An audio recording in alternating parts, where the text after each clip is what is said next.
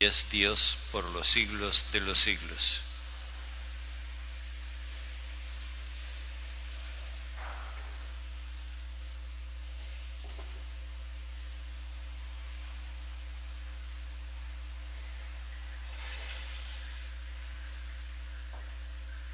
Lectura de la profecía de Daniel. Yo, Daniel, tuve una visión nocturna. Los 4 vientos del cielo agitaban el océano. 4 fieras gigantescas salieron del mar, las 4 distintas. La primera era como un león con alas de águila. Mientras yo miraba, le arrancaron las alas, la alzaron del suelo, la pusieron de pie como un hombre y le dieron mente humana. La segunda era como un oso medio erguido, con 3 costillas en la boca, entre los dientes. Le dijeron: arriba, come carne en abundancia. Después vi otra fiera como un leopardo, con 4 alas de ave en el lomo y 4 cabezas, y le dieron el poder. Después tuve otra visión nocturna, una 4ª fiera, terrible, espantosa, fortísima. Tenía grandes dientes de hierro, con los que comía y descuartizaba, y las sobras las pateaba con las pezuñas. Era diversa de las fieras anteriores, porque tenía 10 cuernos. Miré atentamente los cuernos y vi que entre ellos salía otro cuerno pequeño para hacerle sitio. Arrancaron 3 de los cuernos precedentes. Aquel cuerno tenía ojos humanos y una boca que profecía insolencia. Durante la visión vi que colocaban unos tronos y un anciano se sentó. Su vestido era blanco como nieve, su cabellera como lana limpiecísima, su trono llamas de fuego, su rueda llamarada, un río impetuoso de fuego brotaba delante de él. Miles y miles le servían, millones estaban a sus órdenes. Comenzó la sesión y se abrieron los libros. Yo seguía mirando, atraído por la insolencia que profería aquel cuerno, hasta que mataron a la fiera, la descuartizaron y la echaron al fuego. A las otras fieras le quitaron el poder, dejándolas vivas una temporada. Mientras miraba en la visión nocturna, vi venir en las nubes del cielo como un hijo del hombre, que se acercó al anciano y se presentó ante él. Le dieron poder real y dominio. Todos los pueblos, naciones y lenguas lo respetarán. Su dominio es eterno y no pasa. Su reino no tendrá fin. Palabra de Dios. Ensalzadlo con himnos por los siglos. Ensalzadlo con himnos por los siglos. Montes y cumbres, bendecid al Señor. Ensalzadlo con himnos por los siglos. Cuanto germina en la tierra, bendice al Señor. Ensalzadlo con himnos por los siglos. Manantiales, bendecid al Señor. Ensalzadlo con himnos por los siglos. Mares y ríos, bendecid al Señor. Ensalzadlo con himnos por los siglos. Cetáceos y peces, bendecid al Señor. Ensalzadlo con himnos por los siglos. Aves del cielo, bendecid al Señor. Ensalzadlo con himnos por los siglos. Fieras y ganados, bendecid al Señor. Ensalzadlo con himnos por los siglos.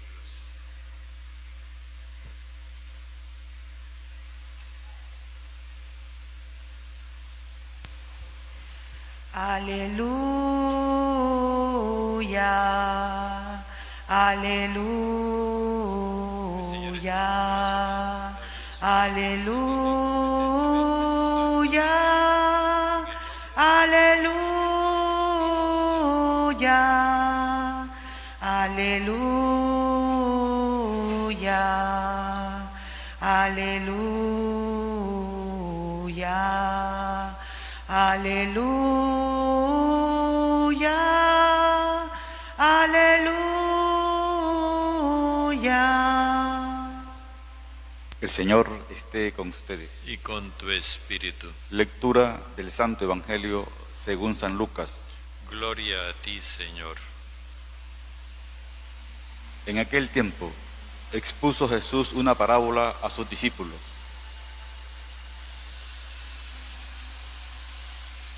Fijaos en la higuera o en cualquier árbol. Cuando echan brotes, os basta verlos para saber que el verano está cerca. Pues cuando veáis que sucedan estas cosas, sabed que está cerca el reino de Dios. Os aseguro que antes que pase esta generación, todo eso se cumplirá. El cielo y la tierra pasarán, mis palabras no pasarán. Palabra del Señor. Gloria a ti, Señor Jesús.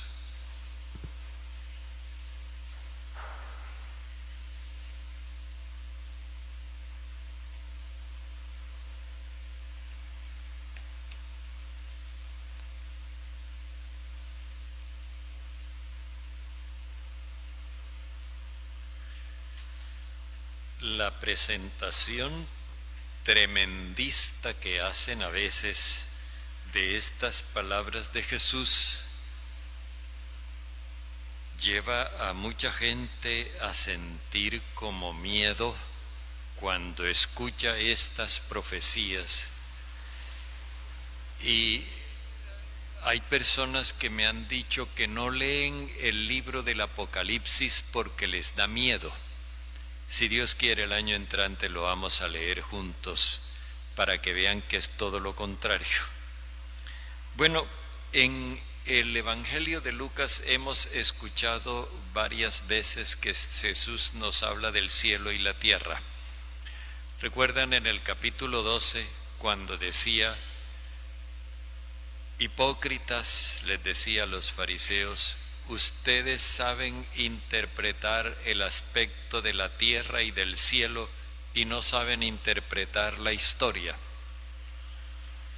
Es decir, cuando se trata de deducir si va a llover o va a hacer calor, ustedes eso lo interpretan fácilmente.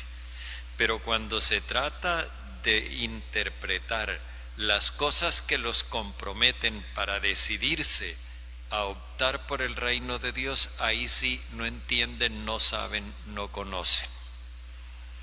Esa es la hipocresía. Bueno, allí se refería al cielo y la tierra en el aspecto de los fenómenos físicos, la lluvia, el calor. Pero también a lo largo de este discurso nos ha hablado del cielo y de la tierra, cuando nos presenta el panteón pagano, la concepción que tenían los paganos de los dioses y de cómo esos dioses se vienen abajo, se oscurecen, y también de la tierra cuando se refiere a que la gente en el mundo es presa del pánico porque el orden injusto al que estaban acostumbrados se vino abajo y la gente piensa que es el acabo de mundo. Bueno, ahora Jesús nos habla nuevamente del cielo y la tierra, pero vamos a fijarnos un poquito mejor qué es lo que quiere decir. Después de todo lo que ha hablado, miren que vienen tiempos difíciles. Ustedes van a predicar la buena noticia, pero a ustedes por predicar la buena noticia los van a perseguir, los van a apresar, los van a enjuiciar. Y prepárense, porque viene la caída de Jerusalén. Y después de la caída de Jerusalén, todos los reinos del mundo que practiquen la injusticia irán cayendo uno tras otro. Lo único que se mantendrá en pie será el proyecto del Hijo del Hombre. Es decir, todo lo que implique el anuncio del reino de Dios en el sentido de todo aquello que promueva las buenas relaciones entre las personas. Eso será lo único que quedará en pie. Lo demás se irá a tierra. Y por consiguiente también cambiará el panorama celeste, es decir, los ídolos, los valores de los pueblos irán cambiando. Quedaría la impresión de que todo es un panorama de destrucción. Y eso es lo que mucha gente aprovecha para hacer eso que les decía el otro día, terrorismo religioso. Anunciar profecías de desastre, acabo de mundo y no sé qué más cosas, y por ahí derecho se llevan por delante a Dios, haciendo aparecer a Dios como un viejo cascarrabias que perdió el control y le dio manotazos y patadas a todo. Jesús ahora nos propone un ejemplo. Fíjense en la higuera o en cualquier árbol. Cuando echan brotes, les basta verlos para saber que está cerca el verano. Fijémonos en lo que Jesús nos dice, porque esto es algo que tiene que ver con la sucesión de las estaciones, sucesión de los tiempos. La sucesión de las estaciones que en Palestina es bien marcada. Entonces, cuando viene el otoño, los árboles pierden las hojas y quedan completamente desnudos. En invierno, los árboles están como muertos. No tienen hojas, no tienen flores y mucho menos frutos. Una vez que pasa el invierno y llega la primavera, entonces los árboles comienzan a echar brotes y van saliendo las hojitas y luego viene el follaje y después salen las flores y en el verano se producen los frutos. Pero Jesús da un salto grande. Cuando ustedes ven que los árboles comienzan a echar brotes, se dan cuenta de que está cerca el verano. No dice se dan cuenta de que están en primavera, sino se dan cuenta de que está cerca el verano. O sea, Jesús quiere orientar la mirada hacia el fruto, la producción del fruto, que es producción de vida y al mismo tiempo de alegría, especialmente en aquellas culturas donde la recolección de los frutos era ocasión para grandes fiestas, para acción de gracias a Dios, etcétera, por la cosecha que estaban recogiendo. Entonces dice, cuando ustedes ven que ellos echan brotes, saben que está cerca el verano. Pues cuando ustedes vean suceder estas cosas, es decir, cuando ustedes vean este invierno sobre la humanidad, porque se le caen las hojas, se les cae el follaje a todos esos sistemas injustos de convivencia, sepan que está cerca el reinado de Dios. Cuando ven los brotes de vida, las hojas, ustedes se dan cuenta de que está cerca el verano, la época de los frutos. Cuando ustedes vean que todos estos signos se cumplen, es decir, que se vienen abajo los regímenes injustos, sepan que el reinado de Dios está cerca. Es decir, el reinado de Dios no depende de la prosperidad de los sistemas injustos. Y eso es algo que Él quiere que sus discípulos nos lo metamos en la cabeza. Yo les aseguro que antes de que pase esta generación, todo eso se cumplirá. Aquí encontramos el verbo pasar 2 veces, ahora viene la segunda. Pasar implica que ya esta generación se acaba. Se le llegó el término, murieron, terminaron su carrera. Antes de que esta generación haya pasado, esto se cumplirá. Jesús está dando a entender que la generación que lo está escuchando a Él presenciará la caída de Jerusalén, pero no se van a quedar con esa desgracia. Ellos serán testigos de la alegría del fruto, y la alegría del fruto es la llegada del reino de Dios. Recuerdan que hablábamos de que había 2 momentos para los paganos: el momento de la caída de los regímenes injustos y ahora el momento de la entrada de los paganos en la comunidad cristiana. Este es el fruto, es el hecho de que mucha gente, como lo vislumbra Jesús, mucha gente va a aceptar el mensaje de Dios.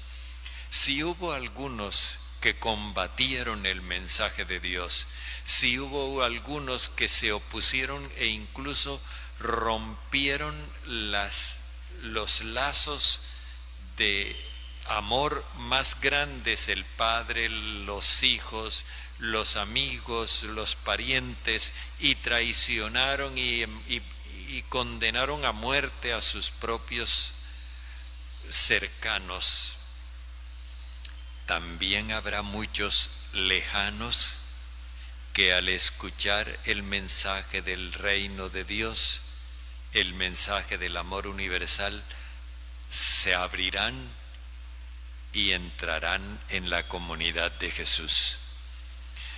Esto significa entonces que el paso de esa generación que ha pasado llevando la buena noticia a riesgo de su propia seguridad, el paso de esa generación no será inútil. Pasarán, dejarán su mensaje y cosecharán un fruto abundante.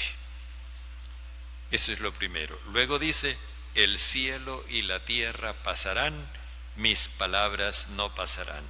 Con esto Jesús no está diciendo que ya no va a haber cielo ni tierra, esto va a ser el acabose. No. Lo que quiere decir es que las realidades terrenas y las supuestas realidades celestes que los hombres nos fabricamos tienen su fecha de caducidad. Los ídolos, por mucho que sean venerados, los ídolos caerán. Las estrellas, las potencias caerán. Pero en cambio, esto que Jesús nos ha dicho mantendrá su vigencia a lo largo de todas las generaciones. Y lo que Él nos ha dicho sencillamente es que todo lo que está construido sobre la injusticia fracasará. En cambio, lo que se construya sobre la justicia permanecerá. El cielo y la tierra pasarán. Todas las creaciones humanas van a tener su historia, pero solo se sostendrán aquellas que hayan estado en la línea del reino de Dios. Así que nosotros tenemos una clave segura para poder interpretar la historia. No tenemos que ser víctimas de los acontecimientos. No es preciso que los acontecimientos nos atropellen. Lo que nosotros necesitamos es aprender a leer los signos de los tiempos. Y en este sentido, volvemos otra vez al sínodo al cual nos ha convocado el Papa. Se trata de que nosotros, a la luz de la palabra del Señor, en ambiente de oración, iluminados por el Espíritu Santo, aprendamos a leer los signos de vida y al mismo tiempo a distinguirlos de los signos de muerte. Ayer les proponía un ejemplo, lo que ocurre en el ambiente familiar con la educación de los hijos, pero también lo que ocurre en la relación de pareja. En la concepción antigua, todo se miraba desde la perspectiva del dominio o del poder. Y entonces el marido era el que decía y la mujer solamente podía decir amén. Y los padres eran los que disponían y los hijos tenían que agachar la cabeza.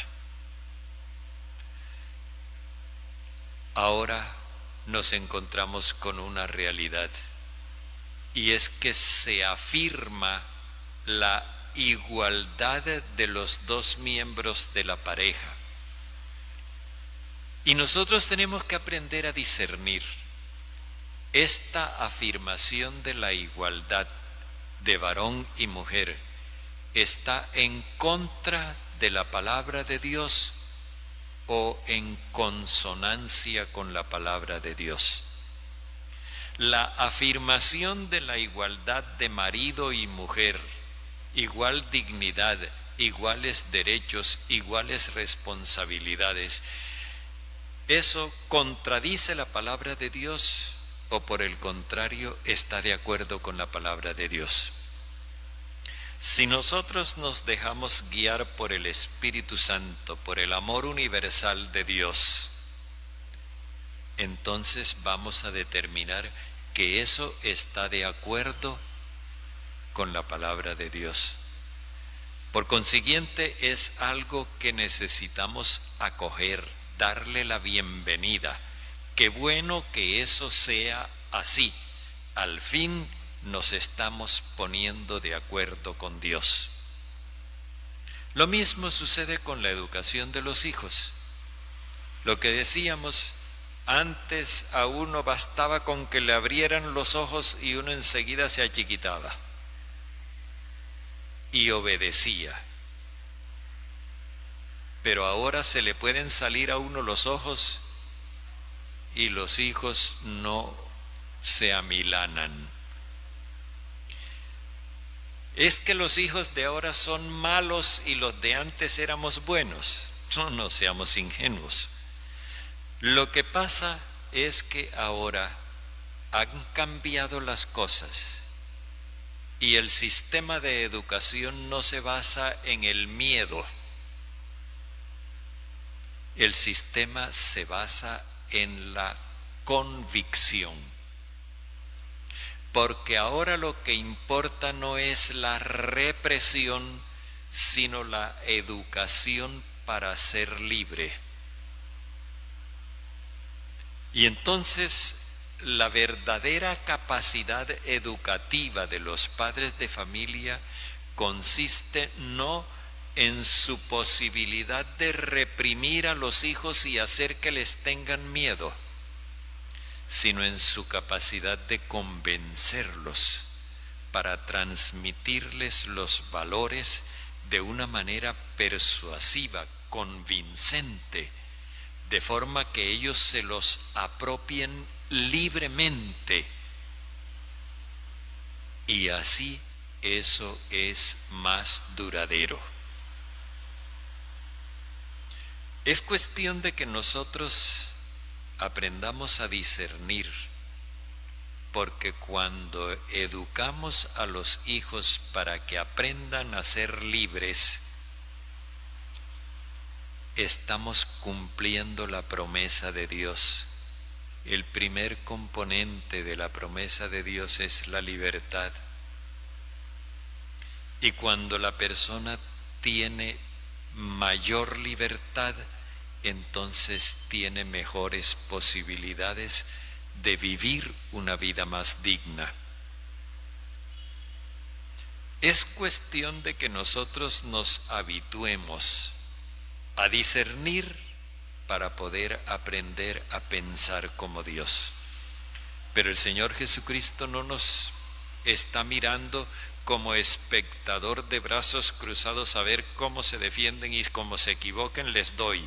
No, el Señor está con nosotros, en nosotros, y con su Espíritu Santo nos está potenciando para que nosotros sepamos interpretar cuándo es que la higuera echa brotes y está cerca el verano.